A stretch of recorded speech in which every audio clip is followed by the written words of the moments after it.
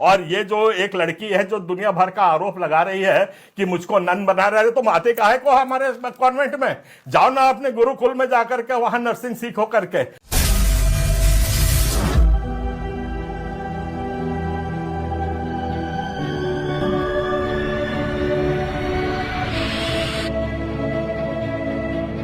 मसीह में मेरे प्रियो, आप सभी को जय मसीह की। मेरे प्रियो, छत्तीसगढ़ जसपुर जिले से एक ऐसी खबर निकल कर आ रही है जिसमें बताया जा रहा है कि जसपुर जिले के अंदर होली क्रॉस अस्पताल है और उसी की संस्था का नर्सिंग कॉलेज भी है। और उस नर्सिंग कॉलेज में पढ़ने वाली छात्रा ने प्रिंसिपल के ऊपर यह आरोप लगाया है कि उन्होंने मुझ पर दबाव के साथ धर्मांतरण करने की कोशिश की। और छात्रा ने बजरंग दल और आरएसएस लोगों को बताया, तो बजरंग दल और आरएसएस के लोगों ने अस्पताल के सामने, कॉलेज के सामने विरोध रैली निकाली और वहां पर उनकी ये मांग है कि अस्पताल और कॉलेज में ताला लगा दिया जाए, यानी कि सील कर दिया जाए।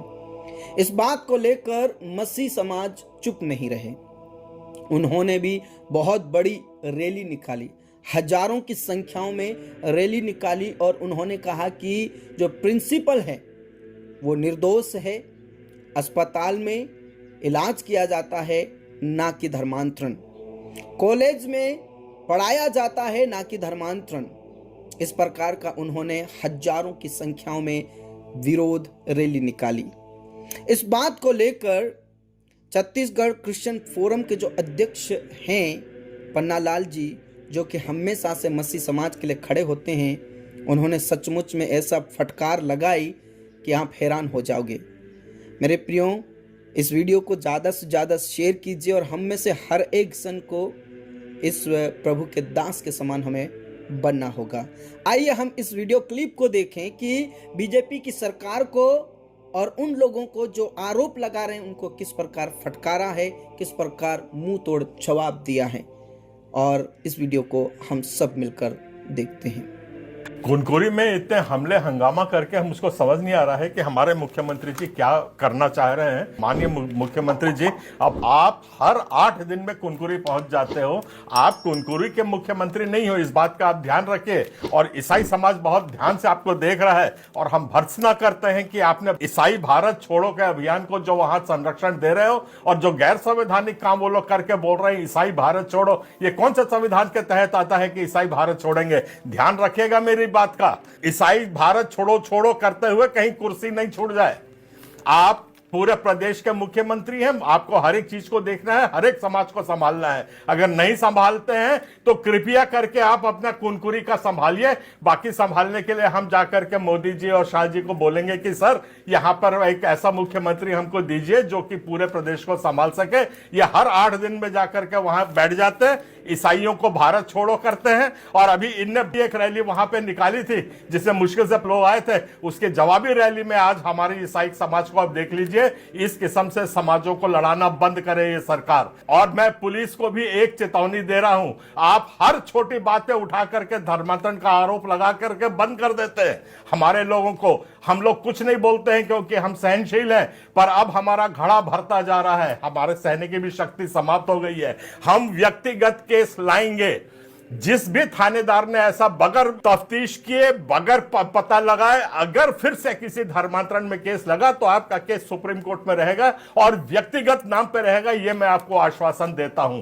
आपसे फिर अभी निवेदन कर रहा हूं, जोश में होश मत खो बैठना। कृपा करके आप संविधान में दिए गए प्रावधानों के तहत ही काम करिए। कोई सरकार आपको बचाएगी नहीं, कोई माइका लाल आपको बचाएगा नहीं, बचाएगा तो सिर्फ संविधान। हर बार हम ईसाई समाज निवेदन आग्रह नहीं करता रहेगा, इस बात का ध्यान रखिएगा। बंद करो, बंद करो।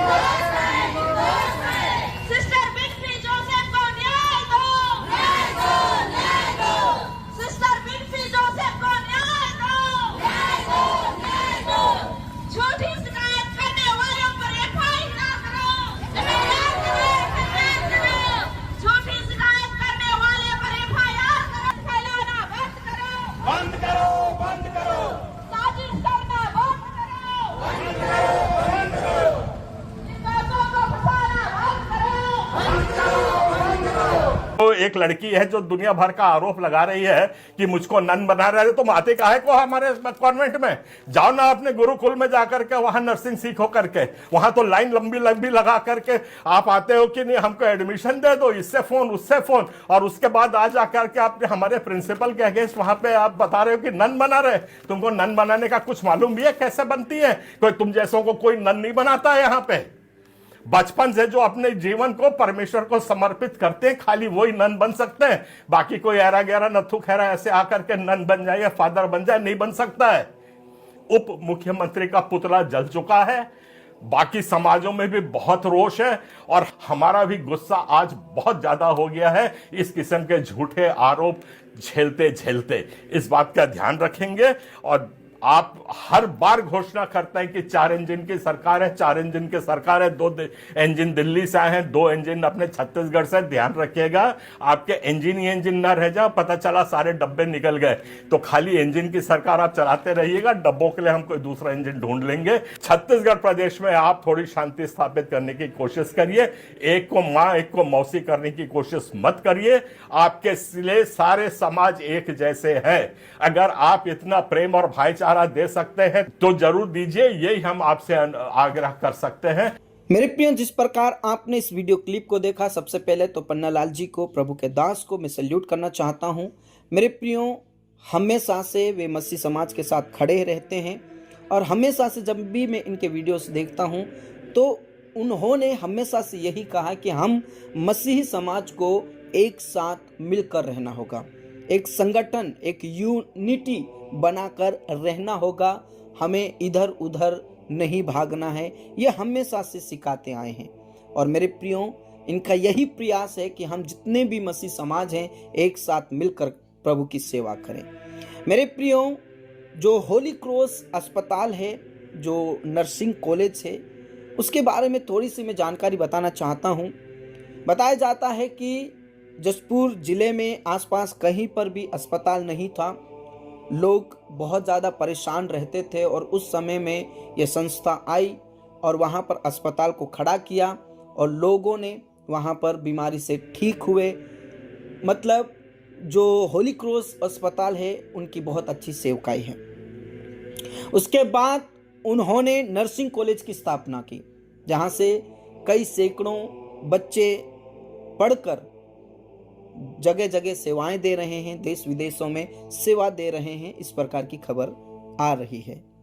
मेरे प्रियो, जिस छात्रा ने प्रिंसिपल के ऊपर आरोप लगाया था, उस छात्रा के बारे में बताया जाता है कि उसका जो कॉलेज का आना जाना सही नहीं था। वहाँ के सिस्टर्स ने ऐसा बताया। उन्होंने ये भी बताया कि उनके अटेंडेंस सही नहीं थी, उनका व्यवहार सही नहीं था। 3 साल उसने पढ़ाई की, लेकिन जब फाइनल ईयर में आने में जब परीक्षा का समय आया, उस समय में हो सकता है प्रिंसिपल के द्वारा कहा गया हो कि आपका अटेंडेंस सही नहीं है। बीच बीच में उन्होंने ये भी कहा था, उन्हें समझाइश दी थी कि ऐसा नहीं करना चाहिए, जो कॉलेज का नियम है उसको फॉलो करना चाहिए। इस प्रकार उनके साथ ऐसा हुआ।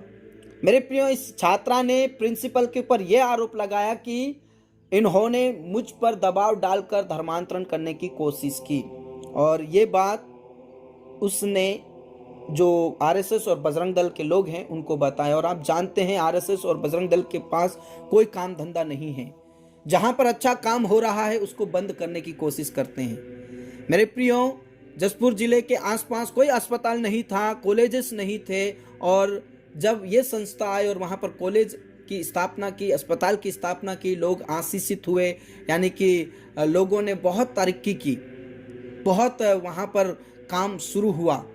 लेकिन ये बजरंग दल और आरएसएस के लोग उसे बिगाड़ने में लगे हुए हैं। तो मेरे प्रियो, इस प्रकार की माहौल हमारे भारत देश में है और इसका जवाब पन्नालाल जी ने बहुत अच्छे से दिया। हम सभी को ऐसा होना बहुत ज़रूरी है मेरे प्रियो। लगातार हमें यूनिटी में रहना होगा। मसीह समाज ने भी इसका मुंह तोड़ जवाब दिया है कि वो प्रिंसिपल निर्दोष है, कोई धर्मांतरण नहीं होता है। जगह जगह आप देखिए, स्कूल हैं, कॉलेजेस हैं, अस्पताल हैं, कहीं धर्मांतरण नहीं होता है मेरे प्रियो। ये लोग सिर्फ मुंह उठाकर बकवास करने लगते हैं। इस छात्रा की गलती है, अपनी गलती स्वीकार नहीं कर रही है, लेकिन उन लोगों के ऊपर आरोप लगा रही है। उसको ऐसा लगता है कि आरोप लगाने से ये लोग जो आरएसएस और बजरंग दल के लोग चढ़ाई करेंगे और मेरी फीस माफ हो जाएगी। हो सकता है मैं अच्छे नंबरों से पास हो जाऊं, कुछ भी उसके दिमाग में रह सकता है मेरे प्रियो, लेकिन ये लोग बस यही करना जानते हैं और हमेशा से मसीही लोगों के ऊपर ये इस प्रकार आरोप लगाते हैं। मेरे प्रियो, हम सभी को एक्शन लेना होगा, मसीह समाज को एकजुट होकर रहना होगा, जिस प्रकार पन्नालाल जी कहते हैं। अगर इनको इतना ही चिढ़ है मसीही लोगों से, ईसाइयों से, तो वो उन अस्पताल में और उन कॉलेजेस में क्यों पढ़ते हैं? पढ़ना ही नहीं चाहिए, लेकिन ये लोग अच्छी शिक्षाओं को प्राप्त करने के लिए ईसाइयों के कॉलेजेस में जाते हैं, स्कूल्स में जाते हैं, और उसके बाद जब स्टडीज खत्म हो जाती है तो उन्हीं स्कूल और अस्पताल और कॉलेजेस के ऊपर आरोप लगाते हैं। ये इनकी फितरत है, इन्होंने यही देखा है, यही सीखा है और यही पाया है, इसलिए यही करेंगे। बाकी इन सारी बातों से आपकी क्या राय है? आप ज़रूर हमें अपनी राय कमेंट बॉक्स में दीजिए। God bless you. सबको जय मसीह की।